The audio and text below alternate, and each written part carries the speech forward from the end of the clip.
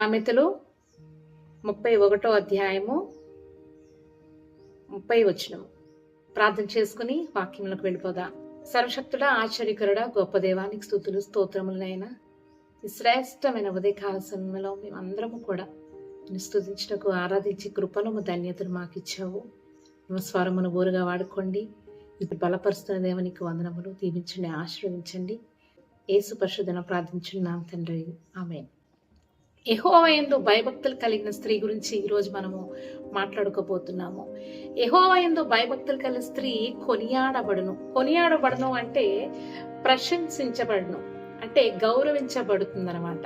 ఒక పని చేస్తున్న వారికి పొగడతలు రావచ్చు, రాకపోవచ్చు, కానీ యెహోవా యందు భయభక్తులు కలిగిన స్త్రీ గౌరవించబడుతుంది. ముందుగా గౌరవించబడుతుంది, ప్రశంసించబడుతుంది. దేవుని వాక్యం చెప్తుంది ఏంటంటే, మనకున్న సౌందర్యము కొంతకాలం వరకే ఉంటుంది, కొంత వయసు వరకు మాత్రమే ఉంటుంది. కానీ దేవుని యొక్క భక్తితో భయంతో జీవించే స్త్రీకి దేవుడు గొప్ప గౌరవాన్ని దేవుడు ఇవ్వబోతూ ఉన్నాడు. ఆ యొక్క గౌరవప్రదమైన జీవితాంతము కూడా ఉంటుందని దేవుడు వాగ్దానం ఇస్తూ ఉన్నాడు. దేవుడు స్త్రీని సృష్టించినప్పుడు సాధారణంగా క్రియేట్ చేయలేదు. ఆమెను కుటుంబాన్ని నిలబెట్టే గొప్ప స్త్రీగా దేవుడు సృజించాడు. పరిశుద్ధ గ్రంథంలో 20 మంది గొప్ప ప్రభావవంతమైన స్త్రీలను మనం చూడవచ్చు. అందుకని చెప్పుకుంటే హన్నా, ఎస్తేరు, దెబోరా, రూతు, రిబకా, ప్రిస్కిల్లా, సమయశ్రీ, మగ్దలేని మరియా, సారెపతి విధవరాలు, రాహేబు, చాలా మంది మనం గుర్తు చేసుకున్నట్లయితే కనుక ప్రతి స్త్రీకి ఒక పర్పస్ ఉంది. పర్పస్ తో దేవుడు ఎన్నుకుని ఉన్నారు.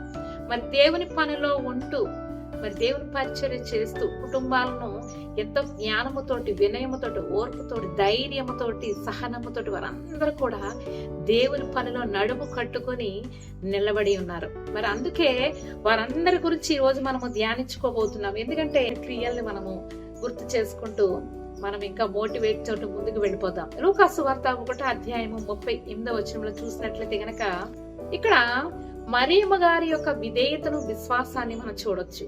అంటే ఒక స్త్రీ వివాహం చేసుకోకుండా గర్భం దాల్చడం అంటే చాలా అవమానకరము, ఎంతో అపనిందలు ఈ యొక్క లోకంలో ఎదుర్కోవాలి.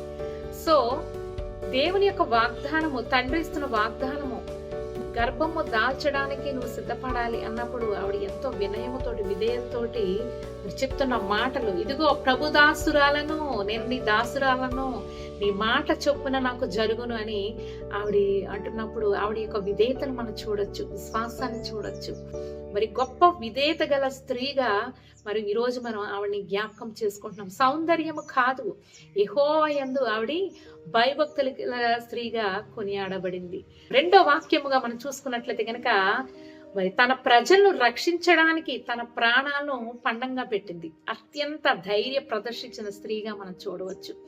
ఎవరో కాదు, ఎస్తేరు గారు. ఎస్తేరు గ్రంథము 4వ అధ్యాయము 14వ చక్కని మాట మనం చూడవచ్చు.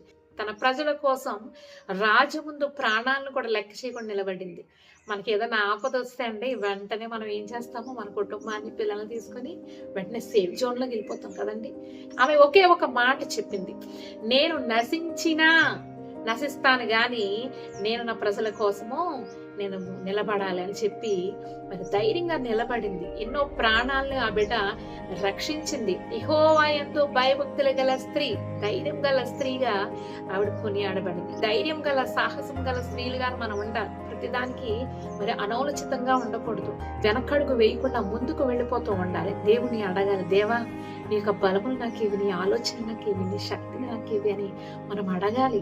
ధైర్యంగా ఉండేలాగా మనము ఎస్తేరు మాదిరిగా ధైర్య సాహసాలు కలిగి ఉండాలి. మనం 3వదిగా చూసుకున్నట్లయితే కనుక గొప్ప ప్రార్థన పరురాలని మనము చూడొచ్చు. గొప్ప ప్రార్థన పరురాలు ఎవరండి? హన్నా గారు. అంకిత భావానికి నమూనా అని చెప్పొచ్చు హన్నా గారు. 1వ సమయంలో 1వ అధ్యాయం 27వ చూసినట్లయితే కనుక హన్నా ఎంతో బాధతోటి దేవుని దగ్గరికి వెళ్ళిందండి ఒక బిడ్డ కోసం.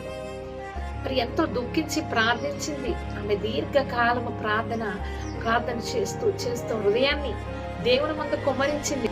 మరి ఆ విధంగానే దేవుడు తన మొరని చక్కని బిడ్డనిచ్చాడు. మరి నా జీవితంలో కూడా చిన్న సాక్ష్యం ఏంటంటే, 7 సంవత్సరాలుగా నాకు బిడ్డలు లేరండి. నిరాశతోటి ఉన్న సమయంలో నేను ప్రతి రాత్రి విడవకుండా దేవుని మొర్ర పెడుతూ ఉన్నాను. దేవా ఒక గర్భఫలాన్ని ఏసయ్యా ఒక బిడ్డనివ్వు తండ్రి అని నేను తెల్లవారుజామున వేకుజామున లేసి ప్రార్థించిన రోజులు ఉన్నాయి. దేవుడు నా మొర అంగీకరించాడు, నా ప్రార్థన ఆలకించాడు. గొప్ప బిడ్డలను దేవుడు నాకు ఇచ్చి ఉన్నారు. లేట్ అయినప్పటికీ కూడా లేటెస్ట్ బిడ్డలను దేవుడు నాకు ఇచ్చినాడు. గొప్ప స్వరాలు దేవుడు ఆ బిడ్డలకి ఇచ్చి ఉన్నాడు. మరి ఎటువంటి చిన్న మచ్చగానే డాగు కానీ ఆ బిడ్డలకి లేదండి. వేరే ప్యూర్ స్కిన్ తోటి దేవుడు మరి బిడ్డలు నాకు ఇచ్చి ఉన్నారు. దేవునికి స్తోత్రం. నేను ఎంతో కృతజ్ఞురాలని. ఎందుకంటే నిస్పృహలో ఉన్నప్పుడు, వేదనలో ఉన్నప్పుడు, దుఃఖంలో ఉన్నప్పుడు దేవుడు నా మొరను విన్నాడు, నా బాధను విన్నాడు, నన్ను ఉన్నతంగా నిలబెట్టాడు. అవమానించారు వారందరి ముందు ఘనతగా దేవుడు నన్ను నిలబెట్టి వాడుకున్నారు. ఈ రోజు స్థానంలో ఉన్నానంటే నా గొప్పతనం ఏం కాదండి. దేవుడు ఆయన ఇచ్చిన కృపను బట్టి మా కుటుంబం అంతా దేవునిలో వాడబడుతూ ఉంది. ఈ రోజు నా సాక్ష్యం ఎందుకు చెప్తున్నానంటే దేవుడు చేసే మేలులు చాలా అద్భుతంగా ఉంటాయి. ఊహించిన విధముగా దేవుడు మన జీవితంలో అద్భుతాలు చేస్తారు. ఎండిపోతున్న దారులను దేవుడు పూలమయముగా చేస్తారు. హన్న ఏ రీతి అయితే దీర్ఘకాలముగా ప్రార్థించిందో మరి గొప్ప ఆశ్చర్యక్రియలు దేవుడు ఆ బిడ్డ చేసి ఉన్నాడు. భయభక్తులు కలిగిన స్త్రీగా ఈ రోజు కొనియాడబడుతుంది. ఓర్పుకు చిహ్నానికి నోవాహు గారి భార్యని ఈ రోజు గుర్తు చేసుకుంటున్నాం. నోవాహు గారి భార్య గురించి ఎక్కడ రాయబడలేదు. మరి భర్త బాగుండాలి, కీర్తి ప్రతిష్టలు బాగుండాలి అంటే ఈ యొక్క సహకారం చాలా అవసరం. ఆవిడ సహకారం లేదంటే ఏది ముందుకు జరగదు. ప్రభులు వారు నోవాహు గారికి చెప్తూ అంతా కూడా నాశనం కాబోతుంది కాబట్టి నువ్వు ఒక వాడ నువ్వు ప్రిపేర్ చేయన్నప్పుడు ఎంతో సహకారం అవసరం. వాడ పనులు 40 రాత్రులు 40 పగళ్ళు అంటే జంతువులకు ఆహారము, నీరు, పగలు పడుకుంటే కొన్ని రాత్రి పడుకుంటే కొన్ని మాంసాహారం, వెజిటేరియన్, ఇలా ఇవన్నీ కూడా ఎంతో ఆర్గనైజ్ చేస్తూ మనం ఆర్గనైజింగ్ చూడొచ్చు. క్లీనింగ్ చేస్తూ ప్రతి పనిని కూడా ఆవిడ భుజాన్ని వేసుకుంది. భారంతో కూడుకున్న పని. దేవుని ఆజ్ఞ శిరస వహించి నోవాహుకు నో అని చెప్పకుండా నాటి అయిన సహకారిగా నిలిచింది. జ్ఞానముతో ఇల్లు కట్టుకుంది. జ్ఞానముతో ఇల్లు కట్టుకోవడం అంటే మంచి గృహమును కట్టుకోవడం కాదు. దేవుని యొక్క వాక్యంతో గోడను కట్టుకోవాలి. దేవుని యొక్క ఒడంబికతో బ్రతకాలి. జ్ఞానంతో ఇల్లు కట్టడం అంటే దేవుని భయంతో జీవించడం. అదేనండి, దేవుని యొక్క భయభక్తులతో జీవించాలి. దేవుని మాటలను ఆధారంగా పెట్టుకుని వివేకముతో నిర్ణయాలు తీసుకోవాలి. ఈ రోజు నిర్ణయాలు తీసుకున్నామంటే మన సొంత జ్ఞానాన్ని ఉపయోగిస్తుంది. సొంత జ్ఞానం ఉపయోగించుకోవాలి. దేవుని జ్ఞానం ఇమ్మని అడగాలి. ప్రతి స్త్రీ కూడా జ్ఞానంతో నడిపించండి తండ్రి అని మేము దేవుని అడగాలి. అలాగే సత్యముతో నీటితో మన కుటుంబాన్ని కట్టుకోవాలి.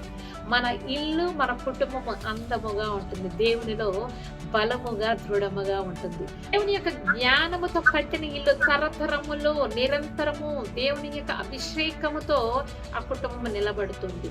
ఈరోజు యెహోవా యందు భయభక్తులు కలిగిన స్త్రీ కొనియాడబడు అని మన వాక్యం ధ్యానించుకున్నాం కదా.